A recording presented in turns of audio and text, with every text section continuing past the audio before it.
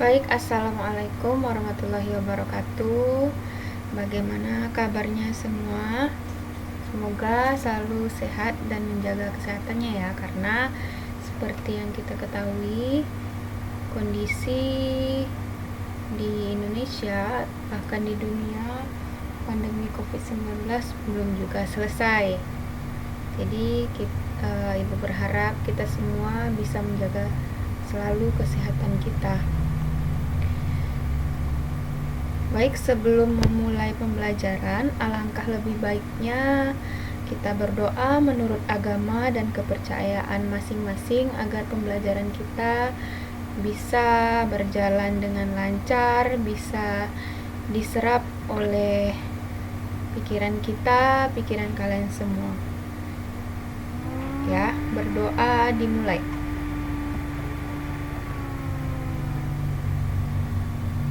Ya, berdoa selesai. Pada pembelajaran kali ini kita akan membahas tuntas mengenai teks prosedur, di mana pada pembelajaran sebelumnya Ibu sudah memberikan 3 contoh teks dan kamu juga telah menganalisis atau menyimpulkan apa itu teks prosedur dan jenis ketiga teks tersebut.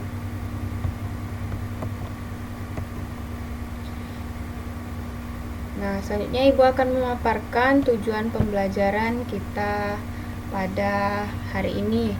Yang pertama, peserta didik mampu mengidentifikasi teks prosedur. Yang kedua, peserta didik mampu merevisi teks prosedur. Yang ketiga, peserta didik mampu mengidentifikasi kebahasaan teks prosedur. Yang keempat, peserta didik mampu menyusun teks prosedur. Dan yang kelima, peserta didik mampu mempresentasikan teks prosedur.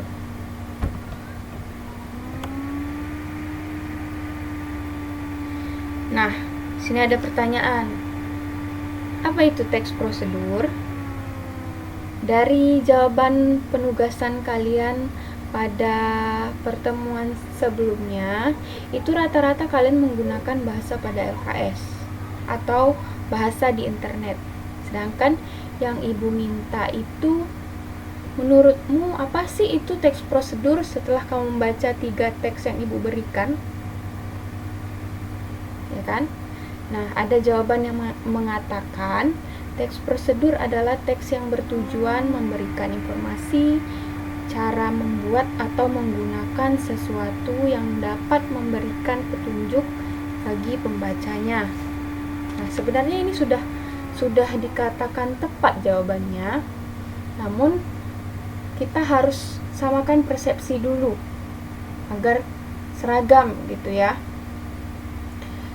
Jadi kata kuncinya teks prosedur adalah teks yang berisi langkah-langkah. Nah, kata kunci pertama ada langkah-langkah, ada bahan-bahan untuk melakukan, membuat, menggunakan sesuatu guna mencapai tujuan yang diinginkan. Nah, ada tujuannya. Untuk apa kamu melakukan sesuatu itu ada tujuannya. Oke, sampai di sini paham ya? Ibu anggap kalian paham. Kalau tidak silahkan, seperti biasa kalau tidak paham boleh japri Ibu via WA. Nah, ini teks yang Ibu berikan kemarin ada 3 jenis teks. Ada 3 buah teks. Yang pertama teks 1 itu cara membuat Milo. Teks kedua cara membuat akun Netflix. Dan yang ketiga cara membuat SIM online. Nah, Ibu sebelumnya nggak kasih tahu nih teks prosedur itu jenis-jenisnya apa aja sih, Ibu nggak kasih tahu. Ibu mau kalian mencari tahu dulu. Kalian cari tahu, kalian pahami dulu, kalian simpulkan dulu. Nah, kalau sudah kalian lakukan hal tersebut, baru kita ulas lagi, kita samakan lagi persepsi ya. Jadi jenis teks prosedur itu yang pertama ada teks prosedur sederhana. Ya, jadi teks prosedur sederhana itu hanya berisikan beberapa langkah saja. Bisa kita lihat pada teks 1, 2, 3 yang mana? Yang merupakan teks yang berisikan beberapa langkah. Apa sesuai atau tidak jawaban kalian? Yang kedua, ada teks prosedur protokol, di mana teks prosedur protokol ini teksnya tidak terlalu rumit, mudah dipahami, dan langkah-langkahnya itu agak lebih banyak daripada teks prosedur sederhana, dan juga bisa diubah urutannya.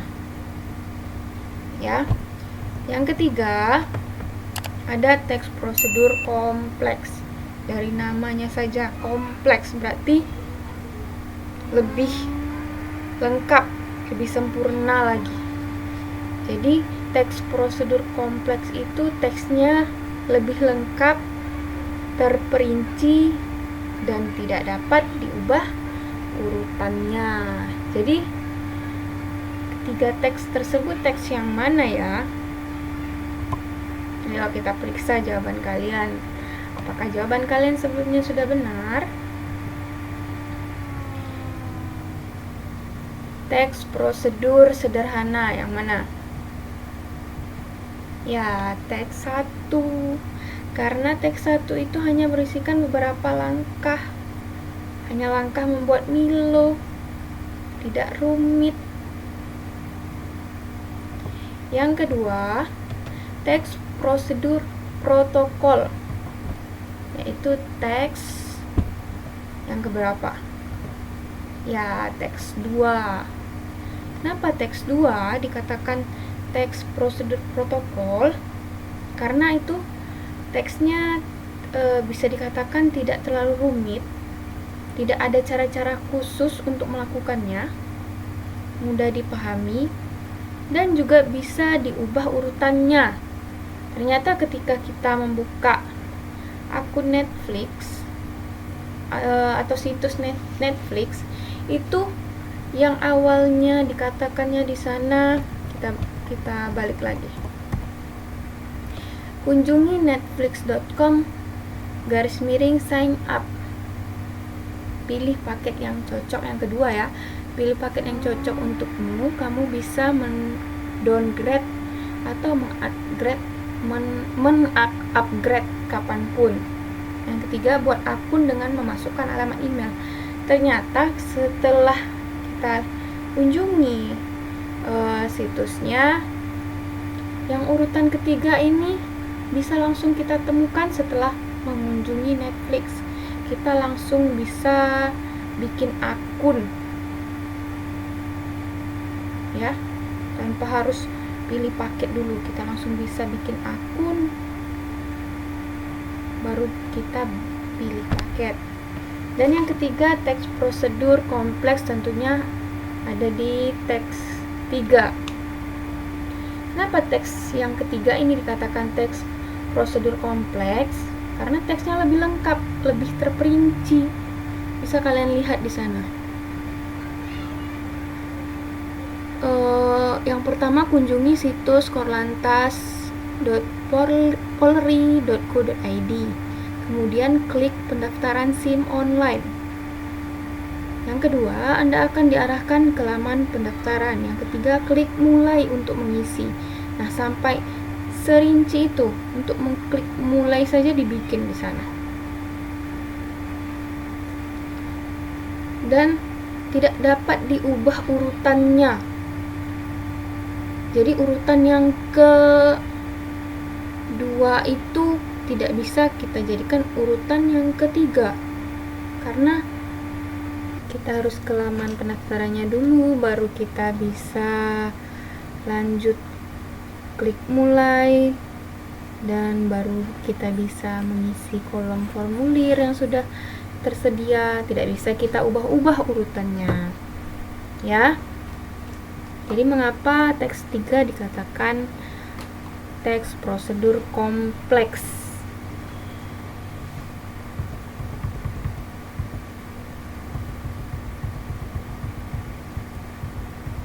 Sampai di sini paham ya? Selanjutnya struktur teks prosedur. Struktur yang pertama bagian tujuan, di mana bagian tujuan ini terletak pada judul. Terlihat tuh tujuan seseorang itu melakukan sesuatu itu untuk apa. Misalnya judulnya cara membuat Milo, berarti bagian tujuannya kan terletak pada judul cara membuat Milo, berarti tujuannya itu untuk membuat Milo. Yang kedua bagian material, atau bagian material ini yaitu bahan-bahan yang dibutuhkan ya. Misalnya dibutuhkan 2 sendok Milo, 1 sendok teh susu kental manis, atau 1 sendok teh gula halus. Dan yang ketiga bagian langkah-langkah. Nah, bagian langkah-langkah ini tentu langkah-langkahnya. Struktur yang ketiga yaitu langkah-langkahnya, misalnya yang pertama masukkan air panas dengan 2 sendok teh Milo, misalnya seperti itu masuk ke bagian langkah-langkah. Nah, kita lihat contohnya. Sini Ibu punya teks prosedur kompleks yang sempurna, di mana ada ketiga strukturnya di sini. Yang pertama bagian tujuan terletak di judul. Judulnya di sini yaitu nasi goreng telur Korea atau giran bokkeumbap. Kita lihat di sini, kita udah tahu nih orang ini mau bikin apa, tujuannya apa, yaitu untuk membuat nasi goreng telur Korea. Nah, bagian materialnya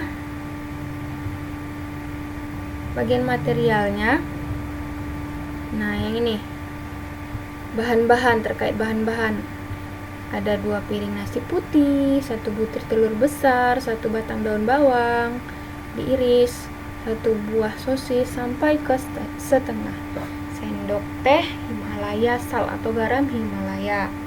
Dan bagian langkah-langkahnya yaitu pecahkan telur ayam ke nasi putih dan aduk rata sampai ke sajikan. Itu struktur yang ketiga, yaitu bagian langkah-langkah. Nah, sumber foto dan resepnya Ibu ambil di Cookpad Bunda Nia. Selanjutnya ciri kebahasaan. Ciri kebahasaan yang pertama yaitu menggunakan kalimat imperatif. Nah, ayo, masih ingat nggak kalian kalimat imperatif itu apa? Kita ulas lagi ya, biar ingatannya kembali teringat lagi pembelajaran lamanya. Jadi kalimat imperatif itu nama lainnya kalimat perintah atau kalimat yang mengandung makna meminta atau memerintah seseorang untuk melakukan sesuatu. Contohnya, pertama, pipilah jagung dari bonggolnya. Sini kalimat imperatifnya ditandai dengan kata perintah pipilah. Yang kedua, selanjutnya campurkan kedua adonan hingga menjadi kental. Jadi kata kuncinya ada kata imperatif campurkan, lah dan kan. Jadi kalau kalian temukan kalimat perintah yang lain, boleh disertakan juga pada analisisnya nanti. Yang selanjutnya, yang kedua, menggunakan kata kerja pasif. Nah, kata kerja pasif, ada yang masih ingat kata kerja itu apa? Gimana? Kita ulas lagi. Kata kerja itu ada tindakan terhadap objeknya. Kata kerja pasif lawannya aktif. Jadi pasif ini ditandai dengan imbuhan di sebelum kata kerja atau kata benda. Kalau sedangkan yang kata kerja aktif sebelum kata kerja atau kata benda. Contohnya diaduk, disirami. di imbuhan aduk kata kerja. Ya. Kalau mengaduk, menyirami itu kata kerja aktif. Kalau kata kerja pasif bisa juga di blender, di mixer. Bisa juga kata kerja aktifnya memblender, memixer. Yang ketiga, menggunakan konjungsi. Konjungsi yang digunakan yang pertama yaitu konjungsi temporal, di mana konjungsi temporal ini berfungsi sebagai mengurutkan kejadian. Contohnya, ada kata pertama, selanjutnya, lalu, kemudian. Yang kedua, ada konjungsi syarat, kata yang menyatakan syarat. Contohnya ada kata apabila, jika, maka. Yang keempat, ciri kebahasanya menggunakan kata keterangan. Kata keterangan yang digunakan yang pertama, keterangan waktu, contohnya selama. Kata keterangan tempat, contohnya ke, di, dari. Kata keterangan cara, contohnya secara. Keterangan alat, contohnya menggunakan. Kata keterangan sebab, contohnya karena. Kata keterangan akibat, contohnya sehingga, menjadi. Kata keterangan tujuan, contohnya agar. Nah, kita bahas satu-satu teks yang sudah Ibu kasih kemarin. Yang teks 1, cara membuat Milo. Pembahasan yang ditemukan di sini, kalimat imperatifnya masukkan. Kata kerja pasifnya di blender, konjungsi temporalnya lalu. Syaratnya tidak ditemukan, keterangan waktunya tidak ditemukan, tempatnya tidak ditemukan, cara alat sebab tidak ditemukan, akibat ditemukan, hingga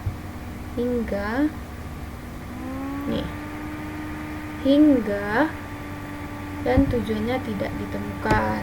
Teks yang kedua, ini hampir semuanya tidak ditemukan, semuanya bahkan tidak ada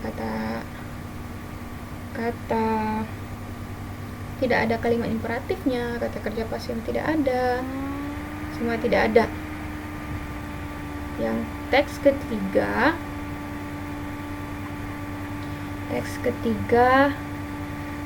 kata imperatifnya ditemukan pada kalimat Anda akan diarahkan ke laman pendaftaran. Ini kalimat imperatifnya. Kata imperatifnya, kata kerjanya di kata perintahnya.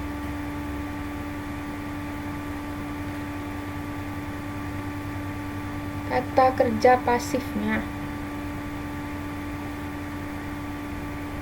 kata diarahkan, sedangkan kalimat imperatifnya tidak ditemukan.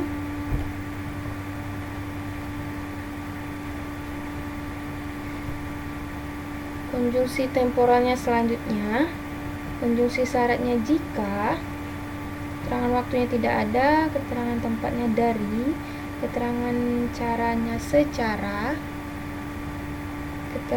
kata keterangan alatnya tidak ada, sebabnya tidak ada, akibatnya maka, dan kata keterangan tujuannya tidak ditemukan. Nah, sampai di sini akhir pembelajaran kita pada hari ini.